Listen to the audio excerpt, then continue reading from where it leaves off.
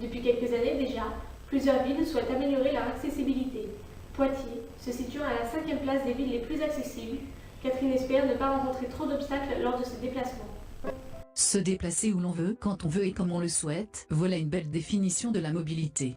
La question du déplacement est un sujet récurrent dans nos villes modernes, et Poitiers n'échappe pas à la tendance. Malheureusement, pour les personnes à mobilité réduite, elle est loin d'être évidente. En effet, dans nos provinces, le temps moyen du trajet domicile-travail est estimé à 17 minutes. Pour une même distance, une personne à mobilité réduite peut se voir dépenser 2 à 3 fois plus de temps. Le fait qu'une personne ne puisse plus se déplacer seule remet inéluctablement en cause son autonomie. Que ce soit en centre-ville ou dans les quartiers, comme Beaulieu ou les Couronneries, des efforts considérables ont été effectués par la ville afin de rendre les rues plus accessibles. Malheureusement et comme souvent, beaucoup reste à faire. En effet, 64% des personnes ayant un handicap physique disent ne pas se sentir en sécurité sur la voie publique. 20% de plus affirment rencontrer régulièrement des problèmes sur leur route, dont notamment des voitures mal garées ou des poubelles. Un exemple simple, mais frappant. La caisse d'allocation familiale. Le bâtiment a été rénové, et il est devenu accessible à tout type de handicap. Mais en s'y attardant un peu plus, on peut remarquer que seul le bâtiment a été refait. Le chemin entre l'arrêt de bus et la CAF devient un vrai parcours du combattant. Dès lors qu'on est confronté à des difficultés de déplacement.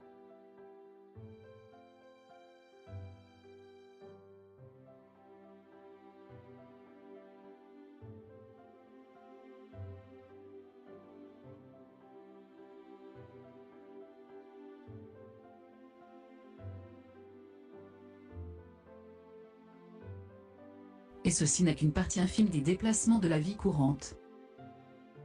Passons aux transports en commun. Ils sont gérés par Grand Poitiers, et organisés et assurés par une société économique, rapide et respectueux de l'environnement. Le bus permet de circuler dans l'ensemble de l'agglomération, avec ses 16 lignes et plus de 1000 arrêts. La société organisant et gérant ce réseau dispose d'un local situé en plein centre-ville. Nous y passons donc pour prendre une carte de bus. Les quelques marches sont suffisantes pour me laisser dehors. C'est alors ma collègue qui entre dans le point d'information. La salariée lui demande alors de faire des allers-retours entre son bureau et moi. Quelques allers-retours plus tard, on me délivre enfin la carte de bus. Si pour obtenir une carte de bus, cela paraît compliqué, le site internet lui, semble être plus simple d'utilisation. Ce dernier peut définir un trajet précis. Nous l'avons testé pour connaître le meilleur cheminement entre 2 points. Prenons un voyage simple, du centre-ville au centre commercial géant. Un jour de semaine, pour une personne n'ayant aucune difficulté de déplacement, le trajet varie entre 16 et 22 minutes. En revanche, à partir du moment où le cheminement est modifié, afin qu'il soit plus facile d'accès, le temps pour le même trajet est facilement multiplié par 2. En théorie, se déplacer en bus paraissait compliqué. Avec soulagement, la réalité était bien mieux. En effet, à l'heure actuelle, la grande majorité des bus sont accessibles. Après demande au conducteur, ce dernier fait descendre une rampe d'accès qui permet efficacement d'installer en toute sécurité le fauteuil roulant. Attention tout de même. Ne pas hésiter à demander de l'aide selon les quarts de dénivelé entre le bus et le trottoir. Pour descendre, même principe. Avec en supplément la mise en place d'un bouton stop à hauteur et indiquant au conducteur la descente du fauteuil au prochain arrêt. Nous avons également testé pour vous le transport express régional plus connu sous le nom de TER. Le TER Poitou-Charentes. Nous allons donc en TER de Poitiers à La Rochelle.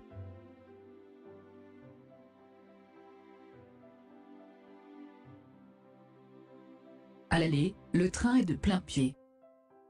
Le fait que le fauteuil ne puisse pas passer entre les rangées de sièges et doit donc rester dans le sas est problématique. Au retour, pas de problème pour monter à bord. En revanche, impossible de descendre. Une marche de 40 cm sépare le train du quai. Au risque de me blesser, je descends du fauteuil. Plus loin, on croise un agent. Explication. Nous voir à l'accueil des gares, d'accord. Vous leur signalez, alors c'est bien de venir un peu en avance, hein, donc à peu près une demi-heure avant le départ du train. Vous allez vous signaler aux accueils de gare. Et eux, après, ils vont vous accompagner parce qu'à La Rochelle, en fait, on a un endroit où on peut emmener les personnes en fauteuil roulant Sur les quais. sans que vous descendiez de votre... Ok. Mais par c'est contre, il cool, faut ça. absolument être accompagné d'agents SNCF, c'est pour ça. Ok, d'accord. En effet, depuis quelques années déjà, un service destiné à faciliter le voyage des personnes handicapées a été mis en place. Le service Accès Plus. En plus d'être gratuit, ce service permet d'accompagner la personne tout au long de son voyage. De nos jours, le fauteuil roulant est souvent affilié à une perte totale d'autonomie et de dépendance très forte. Le fauteuil roulant n'est pas une simple aide technique. Il est non seulement un outil nécessaire afin de ne pas risquer de s'isoler et de pouvoir poursuivre ses activités, mais aussi une forme de liberté.